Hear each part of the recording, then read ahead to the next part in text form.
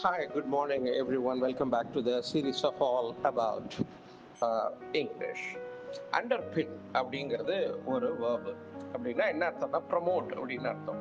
Nurture, வளரு, encourage பண்ணு, இதெல்லாம் அதுக்கு சொல்லலாம். இப்போ ஆண்டனிம் ஹிண்டர், தடுக்கிறது, அதை அமுக்கிறது, இந்த மாதிரி மீனிங்க இதுக்கு சொல்லலாம். இப்போ எக்ஸாம்பிள் சென்டென்ஸ் பார்த்தோம்னா the theme of honor underpinning the two books, இந்த இரண்டு புத்தகங்களுக்கும் அடிப்படையாக இருக்கக்கூடிய கருப்பொருள் என்னவென்றால் கௌரவம். கௌரவத்தை பற்றி இந்த புக்கில் அதிகம் பேசியிருக்கிறார்கள். இந்த இரண்டு புத்தகத்துக்கும் மையமாக இருக்கிறது இந்த கருப்பொருளாக அமைந்திருப்பது அண்டர்பின்னிங். இந்த இடத்துல கருப்பொருள் அப்படிங்கிறதுல encourage the to books encouraging the concept of honour, அதுதான் இதோட மெயின்.